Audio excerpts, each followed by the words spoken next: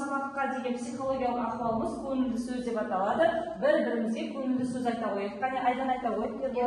Бүгінгі киімің өзіңе әдемі жарасып тұр. Азамат бүгін сабаққа белсенді қатыс. Сырым, сен бүгінгі сабаққа белсенді қатыс. Алмас, сен бүгін сабақтан бес ал. Сен бүгін өте әдемі болып тұрсың. Рамазан, сенің желеткені сен құйып қойғандай. Тамаша. Айзере, сен бүгін жарқырап тұрсың. Өте жақсы. Керемет балалар. Енді осындай көңіл күймен сабағымызды бастайық.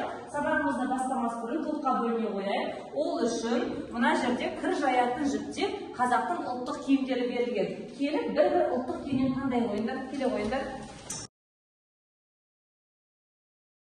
Жақсы балалар, сендердің таңдап алған киімдердің аты қандай? Камзол. Келесі топ қандай сурет таңдадыңдар? Үшінші топ сендер қандай? Шапан. Керемет балалар. Ары қарай үй жұмысын тексереміз. Өткен сабақтарда біз қандай тақырыптарды өттік? Қазақтың ұлттық киімдері. Қазір үй тапсырмасын біз борт бал бағдарламасы арқылы тексереміз. Ол үшін барлықтарын экранға назар аударыңдар. Бірінші сұрақ, қазақтың ұлттық киімдерін атаңыз. Шапан, бөрік, камзол, мұра, тағы да басқа қазақтың ұлттық киімдері көп. Жақсы, рахмет. Ары қарай келесі сұраққа назар аударайық. Ұлттық киім асыл мұра дегенді қалай түсінесіңдер? Ұлттық киім ғасырлар бойы келе жатқан асыл мұрамыз, ұлттық құндылығымыз. Бір ұлттық мәдениетімізді біз осылай көрсете аламыз. Ұлттық киімдер әлеуметтік дәрежесіне қарай қалай жіктеледі? Ұлттық киімдерді хан, би, сұлтан, малшы, қойшы және де бақсы киімдері болып бөлінеді. Жақсы, тамаша, рахмет. Сабағымызды бастамас бұрын балалар барлықтарын экранға назар аударыңдар. Экранда бізде бірнеше киімдердің суреті берілген. Осылардың ішінде артық киімдер қайсы? Қане ажыратып көрейікші? Бұл жерде артық киімдер бұл спорттық киім және де күртеше және де юбка. Дұрыс. Қалған киімдер біздің қазақтың ұлттық киімдері. Дұрыс айтасыңдар балалар. Сонда біздің бүгінгі отыра ғой, біздің бүгінгі сабағымыздың тақырыбы қандай екен? Қазақтың ұлттық киімдері. Мына қалған киімдердің барлығы олар бізде қазақтың ұлттық киімдері болып табылады. Жақсы, тамаша. Балалар, бүгінгі сабағымыздың тақырыбы қазақтың ұлттық киімдері. Біз сабақта мынандай оқу мақсаттарына жетуіміз қажет. Мәтін мазмұнын түсінуге, нақты ақпараттарды анықтауға бағытталған сұрақтар қарастыру, жанрлық ерекшеліктеріне сай ресімделуі мен құрылымын сақтап, жарнама құрастырып жазу. Сабақ соңында осы оқу мақсаттарына жетуіміз қажет. Балалар, сабағымыздың негізгі бөліміне де келіп жетті. Қазір мен сіздерге топ атауларына байланысты 3 түрлі мәтін таратамын. Камзол, тақия және шапан туралы.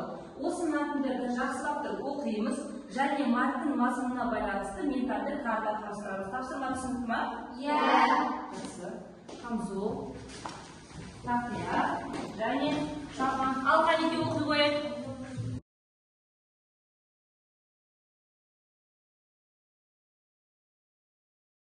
Балалар, ментальді картаны құрастырып болдық па? Иә. Жақсы, қайтып шапқан екен. Шақ ойындап біз. Камзол тобы шықсын, балалар. Барқыт пүріштен тігіледі, қапсырма болады, ою-өрнек салынады. Көйлек сыртынан киеді, жеңсіз жеңіл киім. 18-19 ғасырында кең тараған. Жақсы, рахмет балалар, тамаша. Ары қарай. Биік төбелі, теңіз төбелі, үшкір төбелі. Моншақпен, күміспен, теңгемен, маржанмен, таспен әшекейленеді. Ерлер мен әйелдер киеді. Өте жақсы. Тақия жеңіл бас киім, жібекпен сәттенен тігеді. Және де ерлердің тақиясы сәндемейді. Өте жақсы, рахмет балалар. Ары қарай отыра қойыңдар. Келесі үшінші топ. Шапан, қапталы шапан, сырмалы шапан, қималы шапан. Құрметті қонақтарға беріледі. Кәделі киім, тік қайырма жағалы, арасына жүн мақта салынады, жылы киім. Өте жақсы балалар, рахмет, отыра қойыңдар. Балалар, жаңағы тапсырмаға 2 жұлдыз 1 тілек айта қояйық. Қане, кім айтады? Ерболат айта қой, қайтып қайтасын. Тақия тобын айтам.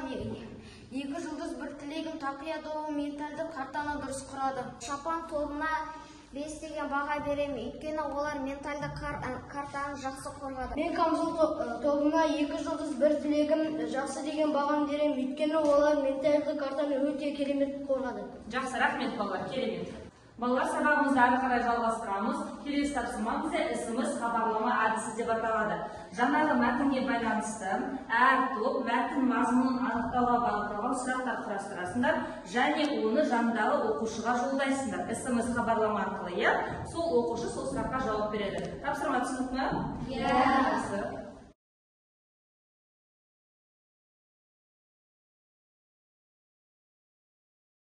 Сұрақтар дайын ба балалар? Иә. Жақсы, қай топ бастайды? Бастайық, Жұлдыз. Менің ісім Айданаға. Камзолды кімдер және қалай киеді? Камзолды әйелдер көйлек сыртынан киеді және ол жеңсі жеңіл киім. Ары қарай жасайық. Айта ғой. Менің ісім хабарламам Жансырмға. Тақия қандай мотадан тігеді? Дұрыс. Тақияны пүліштен, қыжымнан және де сәтеннен тігеді.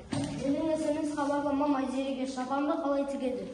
Шапанның арасына жүн немесе мақта салынып және іші астарланып тігілетін жылы киім. Өте керемет. Балалар, жаңа ісіміз хабарлама әдісін жапондық бағалау әдісімен бағалайықшы. Тамаша. Неге балалар барлығымыз осылай қолымызды көтердік? Себебі үш топтың өз сұрақтарын жақсы құрады және де өз сұрақтарына жауап бере алды. Өте керемет, рахмет балалар. Келесі тапсырма балалар оқу мақсатына байланысты біз қазір осы берілген ұлттық киімдерге жарнама жасауымыз қажет. Жарнама деген не екенін білесіздер ғой, иә? Иә. Жарнаманың құрылымын, оның рәсімделуінің барлығымен таныстық қой? Иә. Дұрыс айтасыңдар. Қанеки, мына топ бізде Камзолға жарнама жасайды, мына топ бізде Тақияға жарнама жасайды, ал үшінші топ Шапанға жарнама жасайды. Оқушылар, жарнама құрастырып болдық па? Иә. Жақсы, қай топ дайын қанес? Біз Камзолға жарнама жасадық. Құрметті келіншек әйелдер, сіздерді Камзол киюге шақырамыз. Камзол киіп нағыз саңқой болыңыз.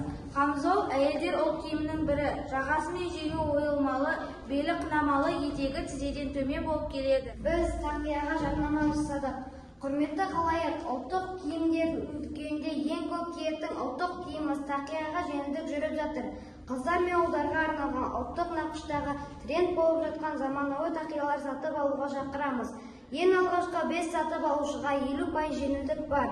Құрметті Майқайың кентінің тұрғындары, сіздер ыңғайлы сәнді бағалы жылы шапанды этно шапан дүкенінен таба аласыздар. Мұнда шапанның барлық түрлері кездеседі.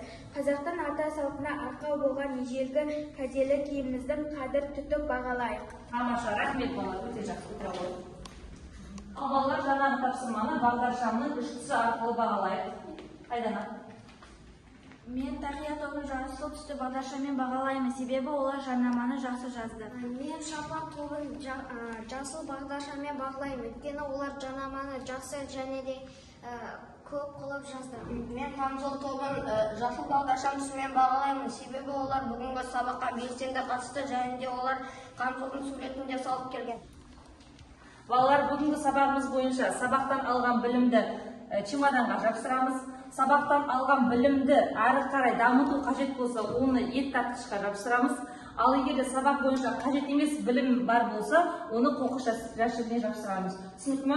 Қазір стикерлер беріп, соға жаза қойыңдар. Балалар, жақсы болдық па? Иә. Жақсы, қанекеңдер. Бүгінгі сабақта Камзол жайлы көп мәлімет алдым. Мен бүгінгі сабақ бойымен бүгінгі қазақтың ұлттық киімдерін мәлімет алдым. Мен шапанның көптеген түрлері бар екенін білдім. Жақсы. Мен бүгін шапан, Камзол, Тақия туралы көп мәлімет алдым. Өте жақсы. Мен Тақия туралы көп ақпарат алдым. Тамаша. Мен Тақияны қандай матасына тігетінді білдім. Ал балалар, сабақ өз мәресіне келіп жетті. Бүгінгі сабақта 1-ден 10 баллық жүйе бойынша бағалайтын болсам, Айданаға 10 балл, Жұлдызға 7 балл, Жансаяға 8 балл, Алмасқа 9 балл, Айзереге 9 балл, Алиханға 9 балл, Нұрасылға 7 балл. Балалар, неге тапсырма жаза қояйық қане? Оқушылар бүгін сабаққа өте белсенді қатыстыңдар. сабақ аяқталды. Сау болыңыздар. Сау болыңыз.